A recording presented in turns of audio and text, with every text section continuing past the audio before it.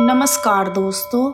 आज मैं आप सभी के समक्ष माघ मास के महात्म्य का 23वां अध्याय प्रस्तुत कर रही हूँ। आइए शुरू करते हैं। बोलो बांके बिहारी लाल की जय। जय श्री कृष्णा। जय माता दी। लोमेश ऋषि कहने लगे कि पूर्व काल में अवंती देश में वीरसेन नाम का राजा था। उसने नर्मदा नदी के किनारे राजसूय यज्ञ किया और अश्वमेध यज्ञ भी किए, जिनके खंभे सोने के बनाए गए। ब्राह्मणों को अन्न का बहुत सा दान दिया और बहुत सी गायें, सुंदर वस्त्र और सोने के आभूषण दिए। वह देवताओं का भक्त और दान करने वाला था।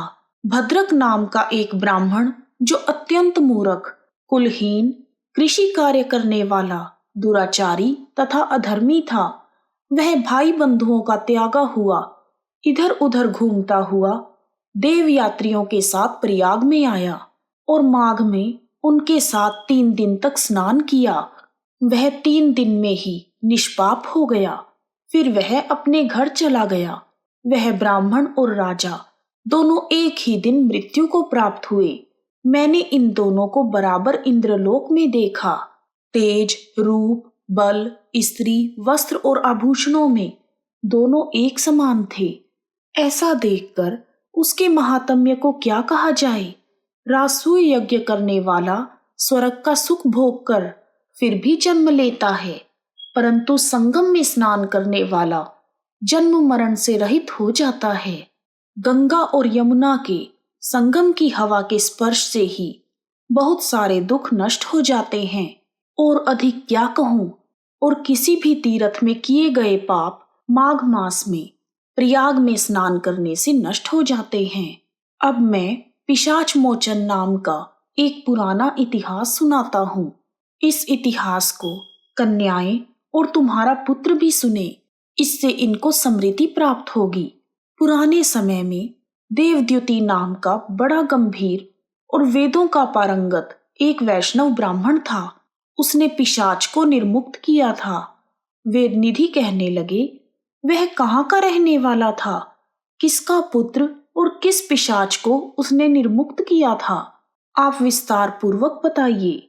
लोमेश ऋषि बोले, कल्पज्ञ से निकली हुई सुंदर सरस्वती के किनारे पर उसका स्थान था। जंगल के बीच में पुण्य जल वाली सरस्वती बहती थी। वन में अनेक प्रकार के पशु विचरते थे। उस ब्राह्मण के श्राप के भय से पवन भी बहुत सुंदर चलती थी और वन चैत्र रथ के समान था। उस जगह धर्मात्मा देवद्युति रहा करते थे। उनके पिता का नाम सुमित्र था और वह माँ लक्ष्मी के वरदान से उत्पन्न हुए थे। वह सदा आत्मा को स्थिर रखते हुए गर्मी में अपने नेत्र सूर्य की तरफ रखते थे। वर्षा में खुली जगह पर तपस्या करते, हेमंत ऋतु में सारस्वत सरोवर में बैठते और त्रिकाल संध्या करते थे। जितेंद्रिय और सत्यवादी भी थे। अपने आप गिरे हुए फल और पत्तियों का भोजन करते थे। उनका शरीर सूखकर मात्र हड्डियां रह गई थी। इस प्रकार उनको तप करते हुए वहां पर हजारों वर्ष बीत गए। तप के प्रभाव से उनका शरीर अग्नि के समान प्रज्वलित था। भगवान विष्णु की प्रसन्नता से ही वह सब कर्म करते थे। दधीची ऋषि के वरदान से वह श्रेष्ठ वैष्णव हुए। एक समय उस ब्राह्मण ने वैशाख महीने की एकादशी को श्री हरि भगवान की पूजा कर उनकी सुंदर स्तुति और विनती की। उनकी विनती को सुनकर भगवान उसी समय गरुड़ पर चढ़कर उसके पास आए। चतुर्भुज विशाल नेत्र, मेघ जैसा स्वरूप भगवान को स्पष्ट देखकर प्रसन्नता के मारे उनकी आंखों में आंसू भर गए और कृतकृत्य होकर उन्होंने भगवान को प्रणाम किया।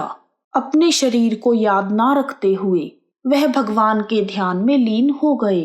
तब भगवान बोले, हे देवद्युति, मैं जानता हूँ कि तुम मेरे परम भक्त हो। मैं तुमसे अति प्रसन्न हूँ, तुम वर मांगो। इस प्रकार भगवान के वचन सुनकर प्रेम के मारे लड़खड़ाती हुई वाणी में कहने लगे कि हे देवाधिदेव, अपनी माया से शरीर धारण करने वाले आपका दर्शन देवताओं को भी दुर्लभ है। अब आपका दर्शन भी हो गया, और मुझे क्या चाहिए? मैं सदा आपकी भक्ति में लगा रहूं। भगवान उसके वचन सुनकर कहने लगे कि ऐसा ही होगा। तुम्हारे तप में कोई बाधा नहीं पड़ेगी। जो मनुष्य तुम्हारे कहे गए स्तोत्र को पढ़ेगा, उसकी मुझ में अचल भक्ति होगी, उसके धर्म कार्य सांगोपांग होंगे और उसकी ज्ञान में परम निष्ठा होगी। इस प्रकार माघ मास के महात्म्य का 23वां अध्याय पूर्ण हुआ। बोलो विष्णु भगवान की जय, शिव शंकर भगवान की जय। यदि आपको माघ मास के महात्म्य का 23वां अध्याय पसंद आया है तो कमेंट बॉक्स में ओम नमः शिवाय, ओम नमो भगवते वासुदेवाय नमः लिखना ना भूलें। आप सभी का हार्दिक धन्यवाद। जय श्री कृष्णा, जय माता दी।